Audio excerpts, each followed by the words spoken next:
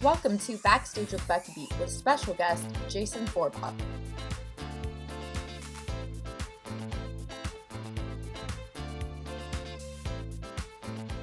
Hi everyone, and welcome to this episode of Backstage with Becca. On this episode, he made his Broadway debut in Les Misérables in 2014 after touring with the show. He has since been in Phantom of the Opera as a vacation swing, where he was a cover for Raoul, was in the recent revival of Into the Woods on Broadway, where he was a standby for 4 tracks, and you can currently catch him on the Into the Woods tour, where he plays Rapunzel's prince. Please welcome Jason Forbach. How are you? Good, how are you doing? I'm great. It's a day off, so sun is shining. I'm happy. It's good. I know you had a busy week last week. Yeah. Yet again, yes. A whole article about that on either Broadway World Playbill, maybe both. Oh, so, was there a recently about Kennedy Center? About a little cast change or something. Oh, yes. Yeah. Yes, so they did like an article about that. Oh, yep. Wild times yet again. Woo! Oh my God. Yay. Week theater life. On the road theater life.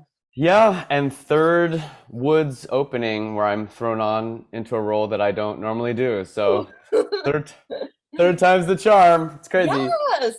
Yeah. Well, that just says a lot about how professional you are and so. Oh, thanks. Yeah, or how much of a glutton for punishment I am. One or the other. Well, people can depend on you, so that's yeah. good. I haven't derailed the train yet, that's for sure. So, first of all, I want to know, have you always wanted to be a theater performer, and when was the moment you realized that you wanted to do theater? I always loved it, but I don't know if I always knew that that's what I wanted to do, or if I could do it, or if that was a job, I grew up in the Midwest, and I had a lot of creative interests. I played piano, I was in the marching band, and I liked writing and poetry and all that kind of stuff. And I did start doing shows in high school, but I never really thought I could do it. And I initially went to college for journalism. So I was a photojournalism major and worked for the local paper. And I was like, I don't know if I like this. And then I switched to a music degree, and then I got my master's in opera. And then I started working for opera companies, and I was like, I don't know if I like this either. So I kind of came to music theater professionally later than most people. And, I always say that by the time I got to New York, so many people had graduated, come to New York as budding theater hopefuls, and maybe had gotten discouraged and left by the age that I got to the city. So, I get there and I'm learning kind of in real time how to do this kind of job, because it is a specific skill set. So my journey was not a traditional one by any stretch of the imagination, but I feel like for as many people as there are on Broadway, there are that many stories and paths to get there. So I definitely was a learn on the job kind of guy, but I always loved it, and I think I always had dreamed of it. I just don't know if I ever allowed myself to dream that far into reality, but the universe kept pushing me in that direction, and I feel like it continues to push me in that direction and remind me that this is where I'm supposed to live. So yes, and speaking of getting a late start in the whole musical theater Broadway industry, do you have any advice that you would give others who maybe have realized at a later age than most that, hey, I want to try this musical theater touring Broadway thing?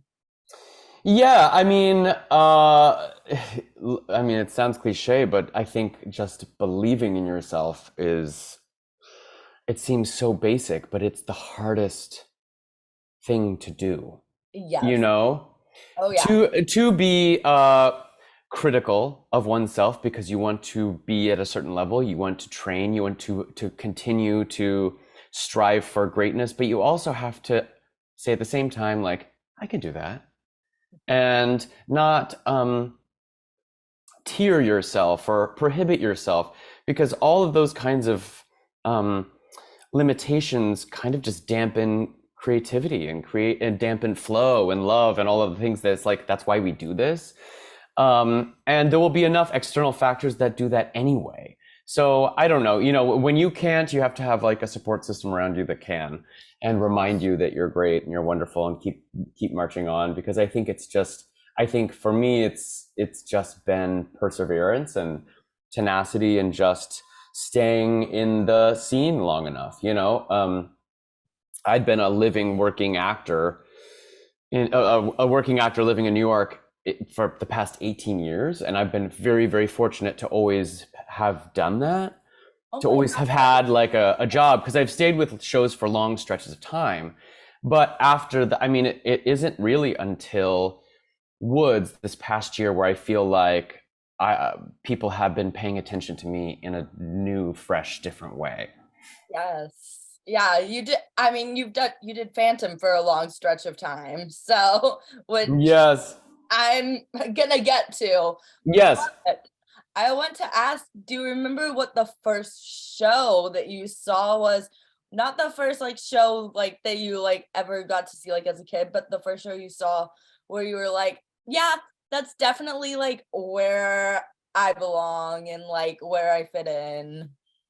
I think we did see some touring shows in Kansas City, and I can't really tell you which. I know we did see Les Mis tour through Kansas City when I was a kid, and we did always go to like Starlight, and I always loved seeing those shows, and I loved like I loved I loved looking at like, I remember loving just looking at playbills and like looking at these names and these credits in these theaters I didn't even know, but I was like, oh, this is so cool. These people are so cool. Yeah. There was something about the playbill that I loved. But my first trip to New York, the very first Broadway show I ever saw was the original Sunset Boulevard with Glenn Close. Oh, and oh my gosh. There was something so massive and overwhelming. I mean, the set was legendary. It was epic. I remember just sitting in my seat being like, I can't believe this is humanly possible, what they could do with the set. And the performances, I mean, come on. Yeah. And so I think it just started to seep into my consciousness that this was really cool. And I just really wanted to be a part of it. Yeah, and you're like, I've seen movies. This is completely different. What? Yeah. Just it's a different way of feeling. You know what I mean? Like it's alive in front of you, and they talk about how even like our collective energy as an audience with the actors, like we all start to sync up a little bit. I think it's so easy to discredit that, especially now that we're streaming so much stuff, and people are like, oh, theater is coming back, but it's not what it used to be. I'm like, it'll never die, because there is this attractive bond where we all start to kind of like sync up our rhythms when we're watching theater. Like, it is necessary. So yeah, my favorite thing at intermission is listening to other people's conversations about like how they feel about a certain show that I like, and it's really cool. Yeah, who they liked, what they didn't care for. Yeah, like it's really fun. It's interactive. Sometimes I'll be that person to join in on conversation. Yeah. In the bathroom line, which is yes. Really fun. Oh yeah, that's where all the conversations happen, right? Yeah. Who are you? And I'm like, listen, I have opinions too. Yes. So you made your Broadway debut in Les Mis 2014? Yes.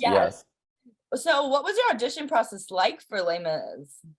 Well, I had done it was previously the 25th anniversary Les Mis tour. So in 2010, I auditioned for this tour, and it was extensive. It was a very extensive audition process, with multiple rounds, and I went in for almost every track in the show.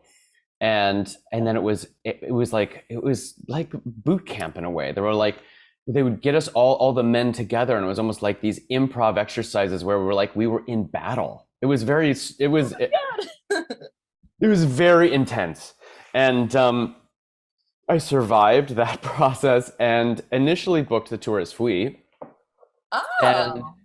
And loved it. It was my first tour. I was, seeing the world or seeing the country, and we all through Canada. I was on that tour for 3 years, and eventually took over the role of Enjolras. And then we found out it was transferring to Broadway. And when it transferred to Broadway, I was Feuilly again, and then got to take over the role of Enjolras for a chunk of time. And then I was the factory foreman at the tail end of it. But that was like almost another 3 years on Broadway. So it was like kind of a 6-year journey of Les Mis to get it to Broadway. And it was triumphant. You know, like I will never forget being on the stage at Radio City and the Tonys that year, 2014. And just like, like the wash of like, you made it. After all that time, you made it. And it was so triumphant, and it's just like a core memory I'll never forget. I mean, and it's performing in one of the like most iconic musicals ever created. Yeah, in such an iconic way. I mean, I remember when the lights came up in Radio City, you could see how massive it is, and like Bryan Cranston is like right in the front row, and everyone's, you know, like the energy of Tony Night is unparalleled. So yeah, it was. Oh my God! It was a triumphant end to a long, many-year journey. And you're like, don't get starstruck. Don't get starstruck. Yeah. Like you're in the wings, and it's Hugh Jackman and Patti LaBelle, and God. You know what I mean. Like there are all these people. And you're like, yeah. Like, you cannot overanalyze the faces in the audience right now. Right. Well, there was nothing more getting starstruck than Into the Woods. That was like the ultimate. Oh yeah. Like. Oh yes, I can imagine. Oh my God. Unbelievable. Well, I want to ask more about Les Mis. So, yes. First of all, what keeps you in certain shows for, 3 years, 6 years periods of time? Because I imagine that it gets like, there's a moment where it gets like a little repetitive. But like, yeah. It's tricky, and it's not for everyone. And it's not to discredit anybody. It's just a different way of working. And because I joined, my first big production contract was Phantom in the Las Vegas production. And so I was there for 3 years as well. And at the time, I was just happy to be working. I was happy to get a paycheck and to live in the sun and have a pool. And it really beat being a struggling actor in New York living in a cardboard box. Right. You know what I mean? So I was very happy to be there. And also I didn't really, to my earlier point, I didn't really have a lot of like formal music theater training. So this notion of like move quickly, move job to job, like build your name, it wasn't really a priority for me. I was just really happy to be on stage, and I thought that production in Vegas was so stunning and beautiful, and I made such great friends. So I was happy. I was content. I wasn't really thinking career movement. But to your other point, to do a show for a long time is a different skill. And I forget who said this, but it's like by around the 3-month mark, an actor has learned a role, navigated all the different ways you can create it, and you've mastered it. And your mind wants to learn something new. And yet you still have to kind of recreate the same day, the same moments by the same beats over and over and over again. So you have to find a way to stay emotionally healthy and creatively sane. And so to me, I learned from these older actors that were in this company. They taught me a lot about how to be a professional, how to behave in a company, and how to do the job. All the other stuff that you can't really learn. It's like the backstage stuff, the politics stuff. And they taught me early on that I am responsible for my own creative well-being. So I just got involved in other projects, and I always have been doing my own thing on the side to stay inspired. So when I was there, I recorded a full-length record. Oh my God. And that was my debut album, and I put that together, and so that was a fun labor of love. And we do concerts, and I'm always writing, and so I was doing things on my own to kind of fuel that. But some actors struggle with that, and they move on quickly, and I totally get that too. So you just have to kind of be in check with yourself and your heart. And if you get too dark about it, if you get too dark about the job, it is hard to do it day in and day out. It is really a strain. And yet again, I'm reminding myself of that here with this schedule. I'm like, this is not easy work. And if you do catch yourself getting a little stormy about it, it is your responsibility to kind of say like, it's my time to move on, because that storminess can seep into the energy of the company, and it's your responsibility to not do that. So yeah, I mean, it's up to the individual, but I've loved being with these companies for long stretches of time because it is a blessing to work.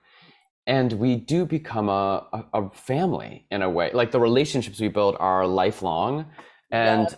I really, really have strong bonds with people all over the place. And I could have moved from job to job faster. I could have had a different trajectory, but you know what? I didn't.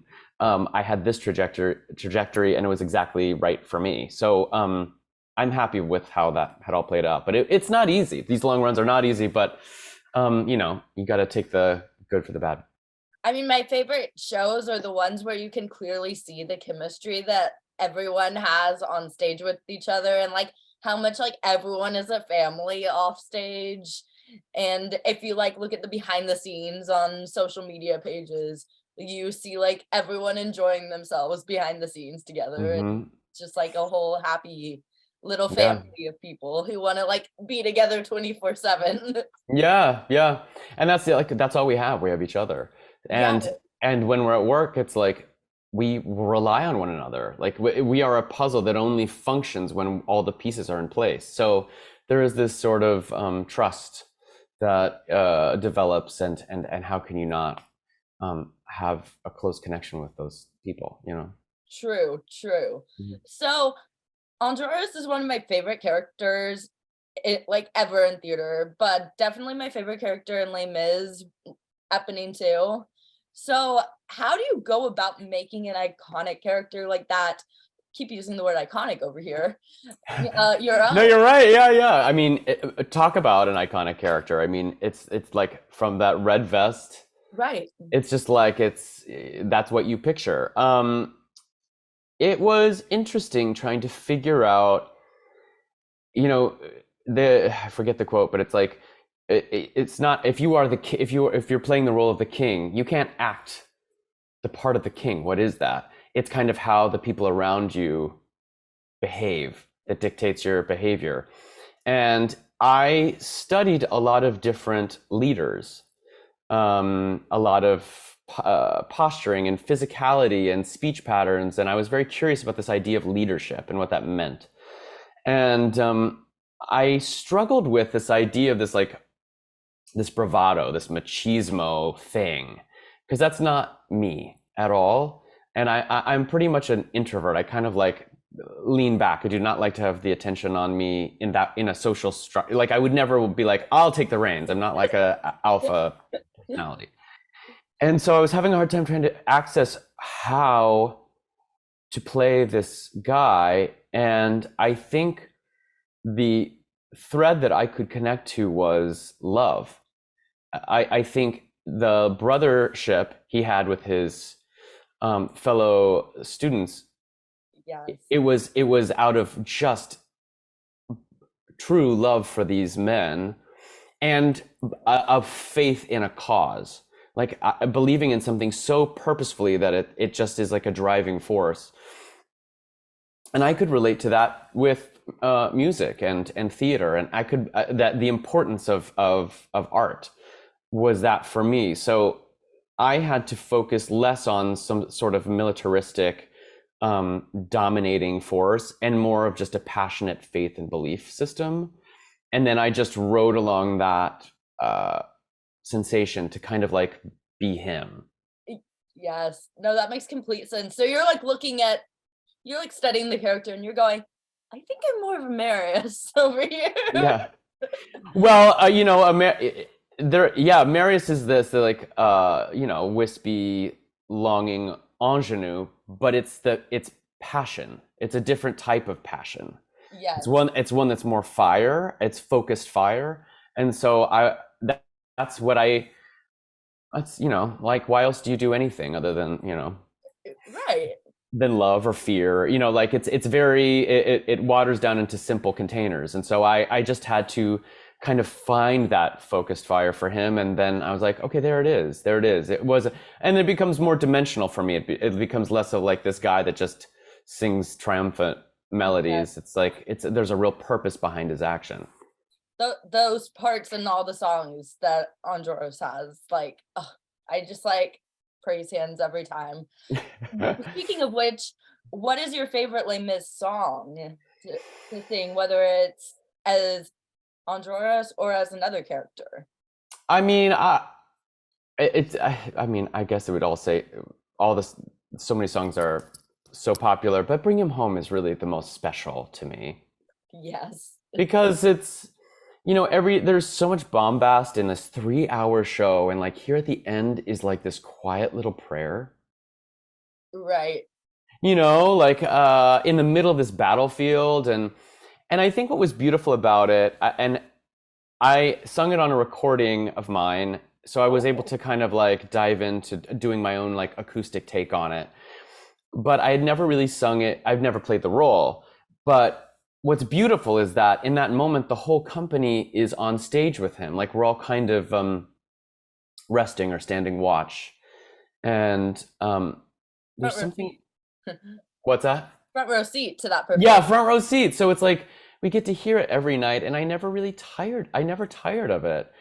And where it takes you and what it can mean for each individual person, and how it can resonate to any individual, and relate to something or someone you've lost or someone you're caring for, or it's like it's a profound I think the most profound songs can sometimes be the most simple ones. And yeah, that's it for me. Yes, it's one of those musicals that like every song, but especially that one, makes you feel something. Yeah. It's a classic musical, and those classic olden day musicals or older musicals just kind of, they get to you and mess with your emotions. Yeah. It's crazy. Completely. I mean, same with Phantom, which kind of brings me into Phantom. So when exactly did you first get into Phantom? And you stayed with that show until like very, very recently. So yeah, I was in it just like a couple months ago. Yeah. I first joined the Phantom Vegas company in 2007. Yeah.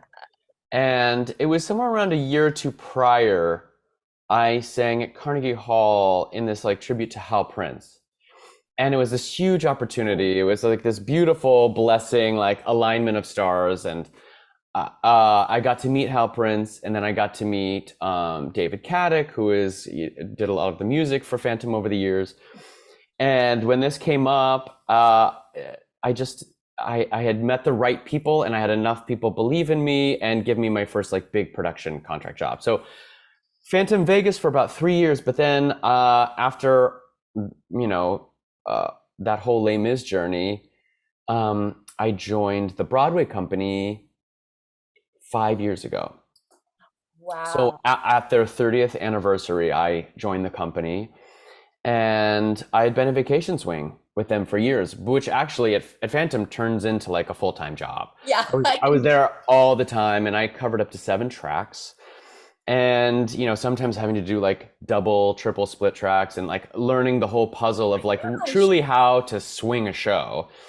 And it was hard, but fun. It was really fun. And I really cherished that company and being back on Broadway. Like, I think there's always a part of you after the first time you're like, oh, that was just a fluke. I don't know if that'll ever happen again. And it happened again. So I really cherished every second there. And yeah, it was fun. And to like, to come back, to be employed right after the pandemic, it's like a sigh of relief. Yeah, to be like, it's a blessing to be on Broadway anyway. It's a small percentage of us that ever get that opportunity. And to be a part of the Broadway community coming out of the pandemic, being in rehearsals, navigating all of the variants and Omicron and the huge pain that was, and to see audiences turn up and to kind of fight through that, and to be there on the front lines, which quite often felt like, because shows were closing all the time and it was very Right. high stress. It was a very stressful time. But we were part of ushering the New York theater world back to life, and it was really, really cool, you know? Did you get to I was actually in New York when I think Phantom reopened. Did you get to participate in that whole DJ thing and type Yes. where Yes, that the was wildness of opening, yes. amazing. So I funny. was like, is that Is this Andrew Lloyd Webber DJing in the middle of You're like, Times is this some Square? sort of fever dream? Is I this was like, what is really happening? happening? Yeah. Because I had just seen a show and I was like walking and I'm like, What is happening? Yeah, right. like this is strange. Is this New York Yep. every night? Yep. Wild. Yes, it was very wild. So, is there a difference between a vacation swing and like a regular swing? And if so, what's the main difference? Well, most companies have a set of swings that are there permanently, and they are there in the wings waiting to go on should need arise. But for long-running shows or for big shows, it's quite often possible that there's a roster of people that are familiar with the show that might be around, that should injury or illness or different outs happen, they can call in more people to come in. But with a show like Phantom, people have been there for decades, and so there are vacations and outs, and people go do other contracts and whatever, and so they will bring a vacation swing in so that they have enough adequate coverage should anything arise. So at Phantom, it was pretty common. I'd be there like 40 to 50 weeks out of the year. It was really like this lovely job that was always there, and a community that I could always depend on, and it was really, really good. And I was gonna say, do you like hear ahead of time like what your schedule is gonna be with that, or so you can like plan things? yes, I mean, in that instance, I would be there purposely for a specific track, or sometimes to just be available should something happen. So you really do have to kind of have the entirety of those tracks kind of at the ready to access at a moment's notice. But yeah, like I would be brought in for a specific purpose for sure. And I'm gonna kind of get into the woods with the next question. Yes. Recently, when you were in Into the Woods, you got called back to Phantom to cover a lead. Yes. In Phantom. Yeah. So what is that like going to like being in essentially two shows at the same time and not only being on for literally the lead of the show in Phantom, Right. also like having to have the other roles and Into the Woods like in your brain too. I mean, sometimes we joke, it's like, I feel like my brain is just word salad. It's just like scrambled eggs of lyrics and stuff. I don't know. People ask me how it is hard. It is hard to keep everything straight, but somehow I've organized it in my brain. And sometimes when things are called on me, I feel like I have to like take a second to mute certain files to like bring certain files forward. But yeah, I had always covered Raoul, but I'd never been offered a principal contract to play him. So I was really touched because I had been in Woods for a majority of that year, and went from covering all male roles at City Center to covering 4 at the St. James, and of course, Into the Woods was so gracious enough. I was like, this is a little window of time. I thought I had said goodbye to Phantom, but this might be the beautiful way to culminate that experience, to play Raoul, to be the guy at the end of this run. And so it was a huge honor, and Woods was so gracious to let me go literally across 44th Street. And I told them, I was like, you know what? Should it hit the fan across the street, I'm literally right here. Like, if you need somebody, they have coverage, I can come over. I mean, I hope that doesn't happen, but and we managed to make it work, and I was able to play Raoul finally after like 15 years when I first joined Phantom in 2007. And the most incredible thing happened, because the way the schedules were, I was Raoul, for that chunk of time, and I was Raoul on a Monday, And then I went back to Woods on a Tuesday, and Joshua Henry was out, so I was Rapunzel's prince Oh my God. on Tuesday.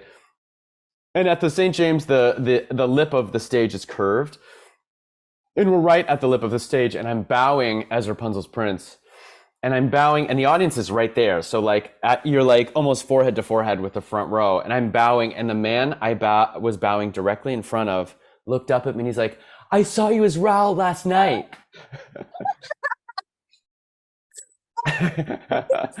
And I was like, "Are you serious?" Like as I'm bowing, he's like, "Yes, I can't believe I saw you there." Yeah, like he was the one guy in front of me was the guy that saw me do two shows back, like He was like, "Wait a second." Yeah, it was so sweet. I was like, "That's so cool, thank you." Like in the bows, I was like, "I'll see you later." How cool is that too? Yeah, once in a lifetime. Truly, Wow. once in a lifetime.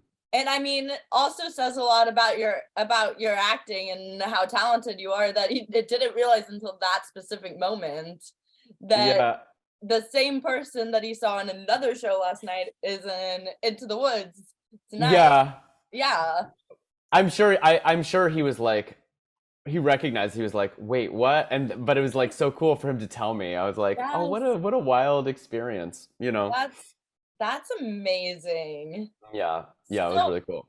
What do you think? Because when I saw Phantom for the first time, I was completely captivated by Oh, the yeah. show, and I wasn't like expecting to be over the top captivated about the show because like I'm like, oh well, Wicked is like the number one for me, blah blah blah, and I was like, Phantom's my dad's thing.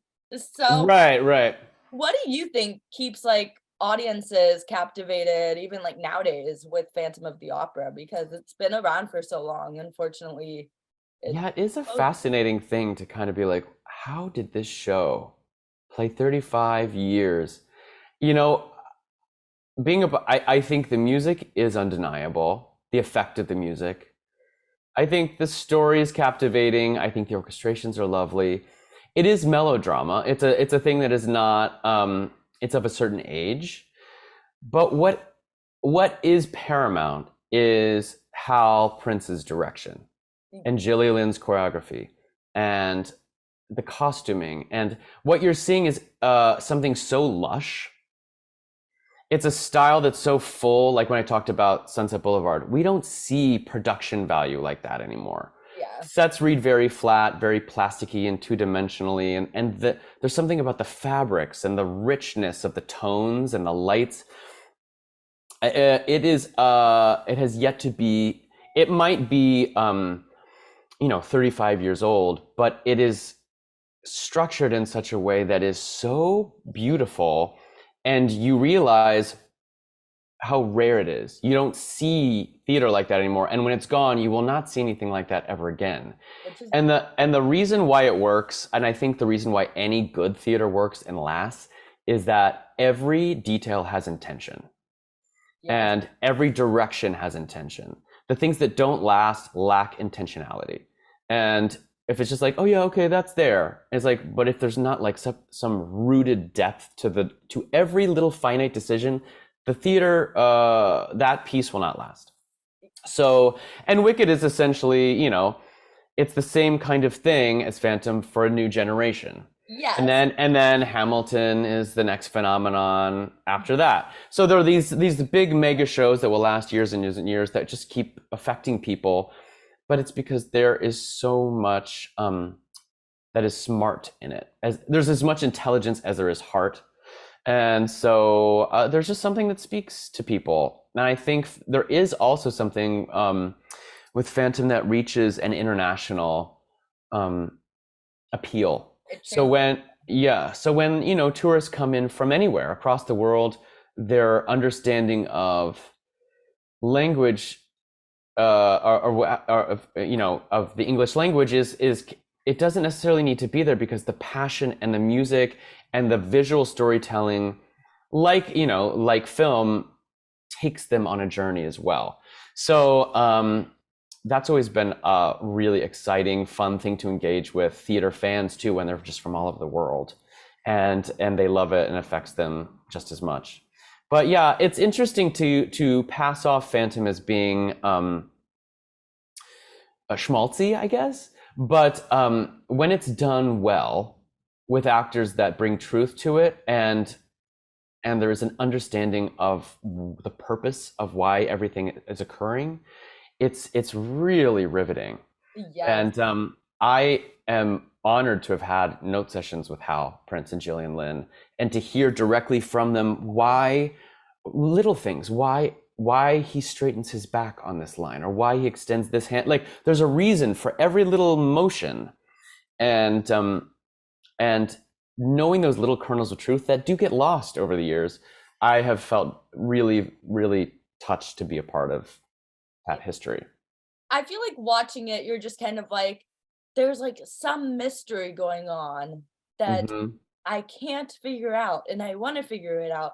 But you're like, do I ever figure it out by the end? So I'm gonna keep thinking about it and come back to the show and watch Yeah, yeah, movies and different interpretations to try to figure out this mystery yeah, going on. But like, it's so beautiful and captivating. yeah. I think so too. So I mean, same question as Enjolras, because Raoul, obviously 35 years on Broadway. How do you make that character your own? And Yeah, it's interesting because I think yet again it's another character that can easily be portrayed with certain flatness or two-dimensionality, because it's like, rich, entitled, brash. It can just be that male ingenue role.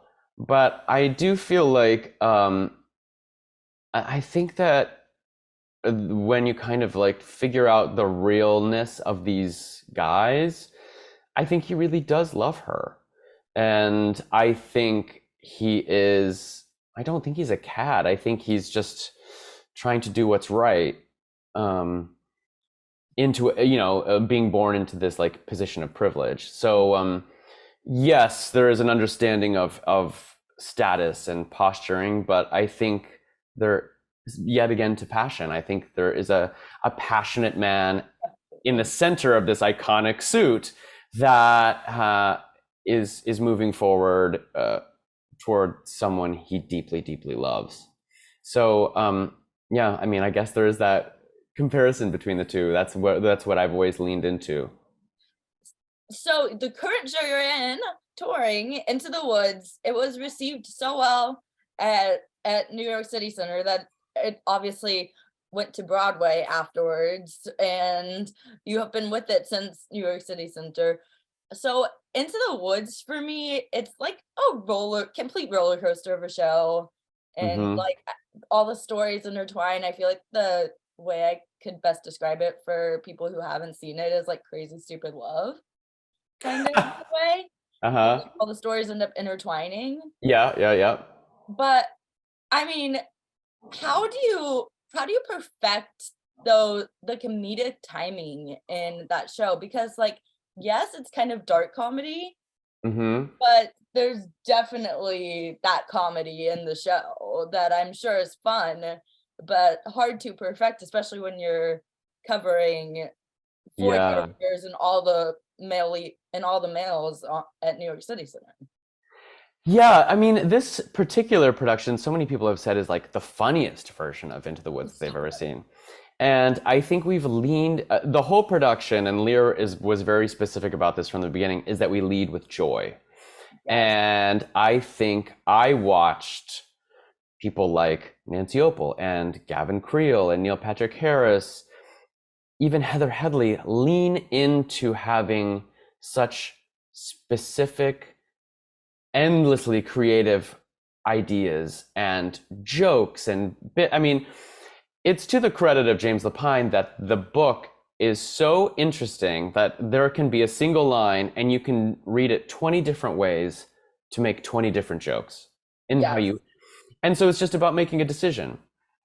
And this company has always been really great at making it feel like one big round table where we're all equals at, and everyone is allowed to bring in their flavor, their take on things, and it's all celebrated. And I just couldn't believe it. It was so special to me. And I was fortunate enough to, I mean, the very first opening at City Center, I was thrown on without really Yes. having my rehearsal as Rapunzel's prince. And so Gavin and I kind of created these two brothers. And he is so funny and he is so free and he's so joyful. And Gavin taught me the biggest lesson in life, which is to know your craft, to know the show, to really have a handle on it, but you can't grip onto it too tight. His sense of play is so great. And that was the last real lesson I had to learn, was to kind of let go. And that this idea of comedy in all of the roles that I've done, it's like there is a little bit of a formula to it. It's a conversation not only with you and your scene partner, but with the audience. And it's about pacing and rhythm and clarity and tone and how you pitch a line. And so every night is an experiment. And sometimes a bit will land with an audience and sometimes it won't. And sometimes it will land bigger than you ever thought. And you're like, so you're kind of always navigating this amorphous thing. And that helps it feel fresh every night. And, I opened Broadway as the baker and was writing on so much adrenaline and nerves because I truly had no rehearsal prior to that. My gosh. And here I am opening the show. Yeah, like alongside Sarah Bareilles, and we were just kind of scrambling to get me familiar with stuff before I went on, but I realized there was no opportunity to hold on too tight. Yeah. There was no opportunity to be so self-aware that I was kind of critiquing myself in real time. I was actually just free and in the moment. And so now, like almost a year later, I haven't played the baker since July of last year when we opened it. And yet again, in a bit of frantic last minuteness, I'm opening as the baker at the Kennedy Center. And it's been a pleasure to kind of keep mining for these comedic bits. Yes. But what's beautiful about Woods is that it is this kind of lighthearted romp of a comedy in Act One, with these interconnected stories, to your earlier point, but the key has to turn. Yep. And so it is really navigating an emotional journey that somebody has to have as much access to kind of a silliness, an earnestness, like a leaning into the comedy. But when that key turns, the fairy tale has to get so profoundly real. Yep. That there is no pretense, there's no joke, there's no send up of the real people at the core of this thing. And I think that's what's so beautiful about the piece. It kind of like lures you in, and then it's like, here we are. Here are real stakes. Here are real problems. Here are real people struggling in this world. Yeah. Not happily ever after. Just kidding. Yeah. It's, I mean, it's happy ever after, but it's just not in the way you thought it would be. You know what I mean? It's like you thought you knew what you wanted, but you didn't know. Yeah. If you want happily ever after, then Act One is all you're gonna see. Yeah. But you don't want that too. Yeah. So it's this beautiful show. I mean, this show has been like one blessing after another. It's been great.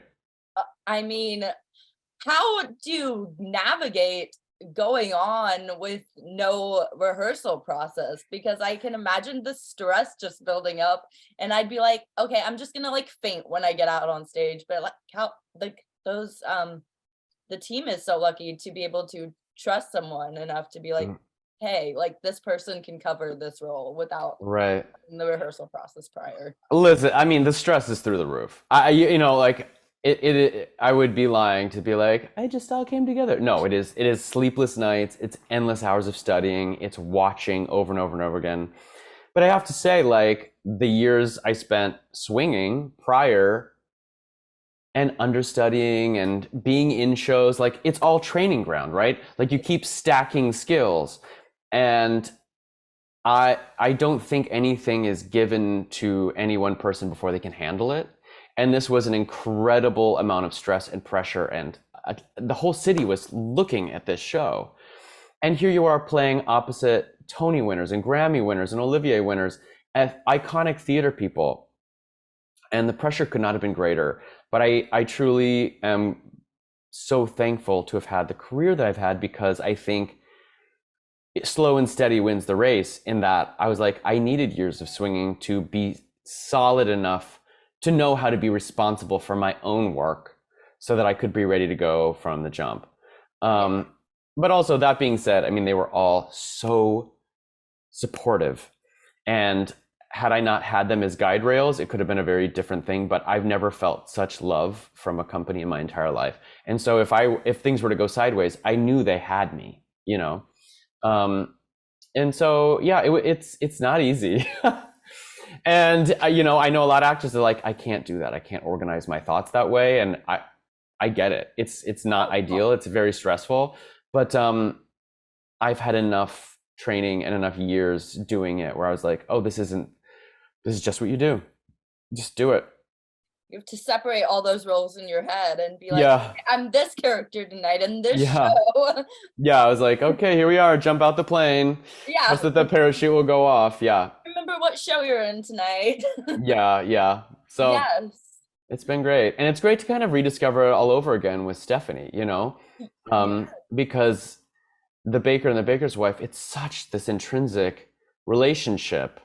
And it's been fun to have the time to develop that energy together as well. So it's cool to kind of just keep discovering this beautiful show. I mean, it's the show that I first fell in love with.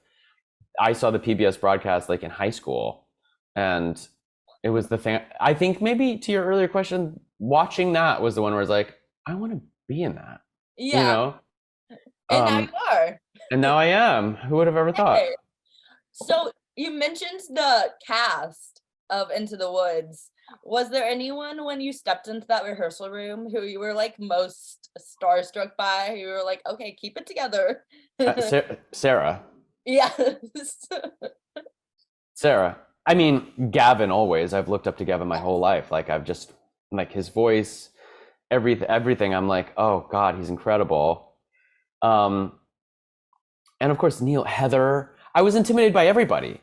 Philippa. Oh my gosh, yes. I mean, I was intimidated by everybody. And it's just so lovely to be able to call them friends now. But I mean, Sarah was the hardest one, and we would talk about this too, because like I saw her in concert multiple times, Madison Square Garden, and then here she is, and we're just kind of like talking about our dogs and our life, you know. And we were joking, it's like the kind of like recording artist, spectral, like holier than thou being that has like affected so many emotional moments of our lives. It's almost like I had to like put that away and be like, oh, this is Sarah right here. Yeah, okay, she's actually like a real person. Yeah, just a real person. No, I think I was the most intimidated. Probably her and Heather.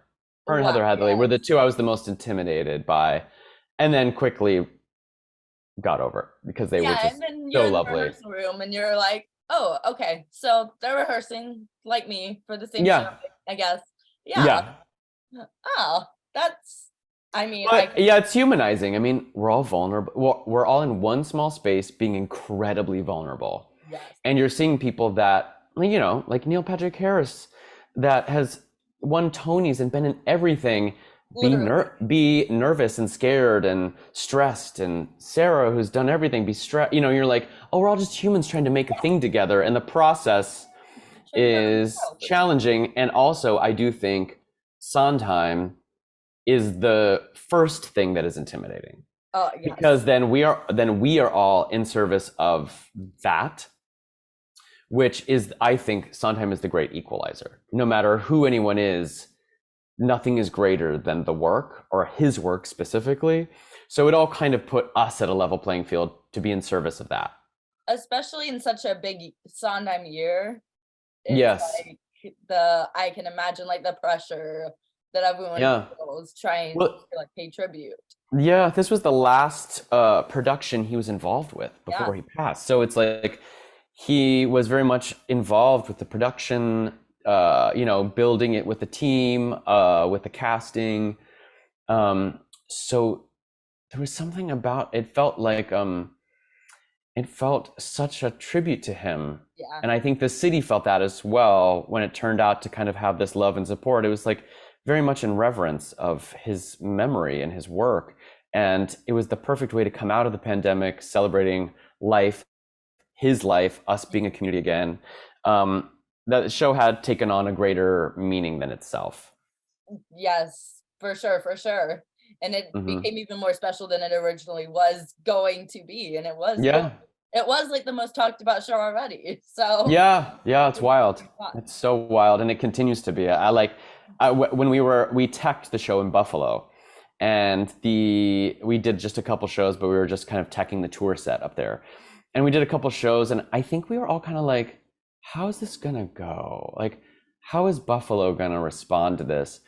And it's the Shays is this beautiful, massive, like 3,500 seat theater. It's Oh my massive. gosh. And when the curtain went up, and just like New York, and the audience The applause. roared, we were like, "Oh, this magic is just gonna keep happening. Yes. This magic of whatever this show is, we keep thinking at each generation, like, oh, it was huge at City Center, but I don't know, is it gonna?" And Broadway was even bigger. And then we go on tour, and we're like, it's still there. It's like, wow, what is this thing? But it's, I'm excited to take it all of the country and see how different cities respond to it. Here at City Center, that the response has been immense. So it's like, just gonna keep sharing the love, I guess. Is there a city that you're most excited to get to and see the reaction for? I don't know. I think I'm just curious about each one, and like what people are gonna think. But I think people do want to just get together and feel like to really laugh and really cry, and people are really longing for that and missing that. Um, I love crying when I hear beautiful voices on stage. oh my God, yes, when you're just like so moved, you're Uh-huh. like, what's happening to me? I was excited about Kenny Center, so that, here we are here now. I'm excited about LA. Yes, me too, 'Cause because I'm we're in gonna LA. be, you're in LA now? Oh, great. Yeah, just to have these cities where it's like, we're here for a big chunk of time. I mean, they're calling it a special limited engagement of just 10 high profile cities. So to really be in LA for a chunk of time, it's going to be really cool because this kind of theater, um, this is a special production, but certain types of theater, it just doesn't come out West Coast or like in LA as often. It's a different kind of vibe, and I think it will play really well. I'm really looking forward to seeing the response. I've talked to a lot of theater people, and they're like very, very, very excited for Into the Woods here. Oh, good, good, good, good. So I have a lot of friends who are into theater too. Yes. So why should people, going off that, why should people come and see Into the Woods on tour if they didn't get the chance to see it on Broadway, the survival? It's a beautiful production that puts Sondheim's score in the forefront. The orchestra is on stage with us, so you get to hear the richness, the depth, the detail of these tunic orchestrations, and you get to see theater royalty play. Nancy Opal, Stephanie J. Block, Tony winner, and Gavin Creel, Tony winner, Montego Glover, Sebastian Arcelis. It's like you are seeing Broadway level talent all across the country, and never, ever, ever. I mean, probably not since like the beginning of Broadway, like 100 years ago, would you see the concluding Broadway cast almost in its entirety pick up and move across the country. This does not happen. Yeah. A national touring company is typically a very different one than the one that was on Broadway, and here we are. It is a miracle. And so it's, people in Chicago or LA or any of these cities, Charlotte, when are you going to see these many Tony winners on stage at the height of their craft? You're never going to. So you never get to see the Broadway magic in your hometown.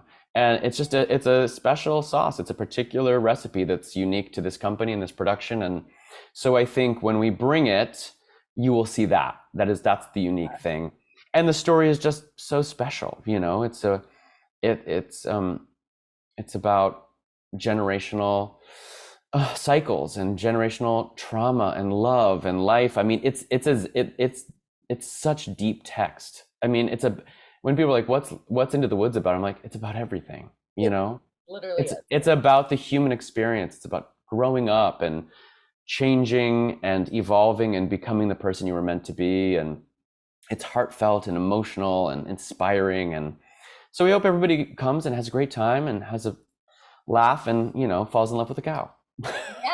Yes, and you will fall in love with the cow. Can confirm because I did see it Yes. on Broadway, Oh and my God. I I fall in wasn't. love with the cow every day. I mean, I wasn't the biggest fan of the movie production that came out, and I don't know when it came out, but Yes. the Broadway cast and the Broadway production and this production turned me into such a fan of the show. Yeah, it's interesting because I always forget about the movie. And and for so many people that's their entry point into it, which is so shocking to me because to have the original cast recording for available for free on YouTube is like I was like, "Oh, the speaking of iconic, like Yes. speaking of the best is right there to watch." I'm like, "Oh, people just watch the movie." And the movie, you know, was like to varying levels of success, but even James Lapine was like thought it was a disaster. Oh But yeah. it just didn't really capture the I guess there are a lot of compromises that have to happen in the course of making a movie. And it's just fascinating that they just don't make theater makers involved in the process of making theater for film. That's the disconnect. Very odd. I mean, that's why like Lin-Manuel doing Tick Tick Boom was such a success because he's a theater maker. Because he knew what he was doing with He that. knew what he was doing. So to get film people to make musicals, they typically botch it almost every time. And it's like, it's amazing how movie producers can't quite figure out that that's the problem. But put theater people in charge of making film adaptations because they will get it right. But, you know, I think it's continuing to find a whole new generation of fans with this production. And have had that entry point that you had where it was the film and you're like, okay, but that, you know, the film was darker and took itself a little bit too there's too much self-seriousness. Yeah. And it's like there's a joy in there, and I think that is what was been the most important thing that we've held on to in this production. Yes. Yeah, I blocked the movie out of my head now. I'm like, no, didn't exist actually. Yeah. Listen, Meryl Streep was great, but the movie didn't exist. Yeah. She was fun. So before I wrap up, I have a random question that I was very proud of myself for coming up with. So if you could choose one character from Les Mis, Into the Woods, and Phantom of the Opera and create an original show with those three characters on stage, which characters would you choose? Oh my God. Les Mis, Phantom, and Woods. A new show with those three characters? With like three characters, one from each show. Oh, you know what I would do? I would have the witch, Yes. Madame Giry, and Madame Thénardier have like a Devious Divas showdown. Oh my God. That would be a hit, I feel. You know what I mean? Something like Death Becomes Her, something like that, where they're like kind of all at each other and in a campy, fun, delicious way. They're like arguing the whole show with each other. It's like just a diva showdown. Yeah. Oh my God. Iconic. Yes. Truly iconic. So what is the funniest thing that's ever happened to you on stage? Funniest thing. Oh my God. I mean, that wasn't funny then, maybe even, but it's now funny when you look back. There are so many so many things go awry all the time. Like just the other day, like, you know, when the giant first falls and like the cart falls over and like the wooden spoon like flew into the audience and it's like, you know what I mean? Like there are so many moments with Gavin that are so funny and impromptu, and like we're just trying to hold it together, you know, like it's hard to really like capture onto one bit, but it's like we're always just kind of like cracking each other up and giving each other like a little wink and holding it together, and it's trying to hold it together. Trying to hold it together. Yeah. And the audience gets to join in on the fun when they see someone like smiling at like the time when it's serious, and they're like, they have so much fun. I mean, there was a time when I think it was like in a dress run or a preview or something where I don't know how this happened, but the corn like flew into the audience and Brian Darcy James was like, he like crawled out because there was no one in the front section, so he crawled out into the theater in the seats to get it and came back in and was like, I'm gonna need this later, you know, like makes it, you know, like it just made so much fun of it, and you're like, everyone's dying, and Oh, I want to see that happen. Yeah, I mean, you worry about things kind of going awry, but when they do, it's like the audience has so much fun with it because it's like, oh, we're all just people, it's all just play, you Yes, know. it's so good. Yeah, I've they seen realize rubbing, and sometimes some of our funniest bits have just come from goofing around. So yeah, it's all fun. I mean, I love sitting on like the very end of row A sometimes because like if someone throws something backstage, you just see people backstage trying to like dive to catch it, and Scrambling, yeah, it yeah. cracks me up. I saw like a Glinda like throw her wand backstage, and the stagehand back there is like diving like it's baseball, and I'm like, Yeah, yeah, yeah. okay, please don't hurt yourself back there, but that's Yeah. Yeah, the intricacy of like what's happening backstage is like it. sometimes a marvel where you're like, So somebody could get hurt. There's a lot going on yes, back here. People have right. no idea. And that's the other thing to like learning all these tracks or learning a lot of tracks is that sometimes like the offstage traffic and choreography is like more necessary than like what you're learning on stage because it's like, especially in Broadway houses, they're so small, there's no space. So you're like, okay, if you stand here, you're gonna get hit with this, and if you stand here, you're gonna get caught on fire, and if you stand here, you're gonna run into the star. So like maybe like lean, like you have to be very careful about little details like that. It's like you'd have no idea, but it's wild. Not the casually getting caught on fire. Yes, which in Phantom is very much a thing. I was like, oh, good. Yeah, Dang. So you have to be very careful with that. yeah, yeah, yeah. So besides Into the Woods, or you can promote Into the Woods, but do you have anything that you want to promote, talk about? Um, Yeah, no, my life is 24/7 Woods right now. I'm really thrilled to be on the road with this company and to be playing Rapunzel's Prince full time. yes. But of course, now I'm the baker. I've been the baker for the first 2 weeks here at Kennedy Center, and so we're wishing Sebastian a speedy recovery. But so I'll be him for the unforeseeable future until he's back on his feet Ooh, again. But yeah, the rest of the tour I will be Rapunzel's Prince, and I'm just excited to kind of bring the show across the country. So that's kind of what's going on. yes. So, and I'm also curious because you mentioned music earlier. So, is Hmm. there anywhere that people can go and check out music that you've recorded and like Yeah, I have 3 solo records on Spotify and Apple Music okay. that they can check out. Older recordings. I haven't recorded in like a while, but these are older recordings, music theater recordings. Some original songs, but mostly like stuff from theater. Yeah. Uh, and I'm always writing. I'm a screenwriter as well, so I do a lot of that on the side. So that kind of keeps that's to my earlier point about just kind of staying creatively engaged. So I kind of do that on my own, and I'm working on a couple projects there. So that's kind of like in development. But Oh, yeah, right now I'm just enjoying life in DC. It's just like it's so yeah. beautiful. Exploring and Yes. treating theater audiences to one of the best shows. Yeah, it's a treat both ways, so it's great. Yes. Well, thank you so much for joining me to talk on my interview series. I was honored. Yes, thanks for having me. I appreciate it. I mean, I was going through your resume going, I am so honored that he agreed to talk to me. Oh no, thanks for asking. I love it. It's Of fantastic. course. And I can't wait to see Into the Woods in In Los Angeles. LA. Yes, we'll be there in Yes. July. Yay. So Yay. excited. Well, I hope you have a great rest of your day and a Yes, you great time too. on tour. And I will send you this when it's up and like put all the links and stuff in. Oh, Fantastic. Yep. quick question. Where can people follow you on social media? You know what? I am only on Instagram Okay. at Jason Forbach. Just my full name. Yep. Got rid of Twitter. Don't do Facebook. Twitter's insane.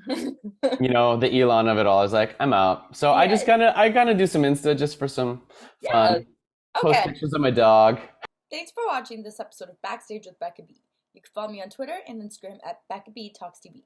Or for more exclusive content from this interview and more, you can follow me on Instagram and Facebook at Backstage with Becca B. Make sure to subscribe to my channel and like this video, or if you're listening on Apple Podcasts, go ahead and give me a 5-star rating. Thanks for tuning in, and I'll see you guys next time. Bye!